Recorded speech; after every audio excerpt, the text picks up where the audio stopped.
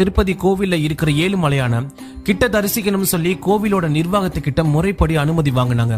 அப்படி அனுமதி வாங்கி ஏழுமலையான் சிலையை MS சுப்புலட்சுமி பக்தி மிகுதியால சிலையை கட்டிப்பிடிக்கும் போது பெருமாள் சிலையோட பின்புறத்துல நீளமான தலைமுடிகள் இருக்கிறத பார்த்து அதிர்ச்சி அடைஞ்சு இருக்காங்க.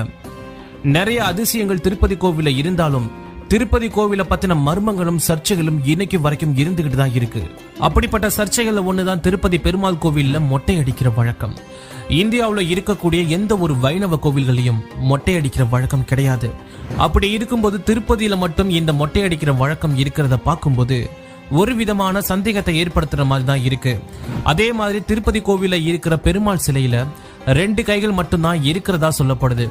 ஒரு பெருமாள் சிலையில 4 கைகள் இருக்கணும். ஆனா திருப்பதி பெருமாள் சிலையில 2 கைகள் மட்டும்தான் இருக்கு.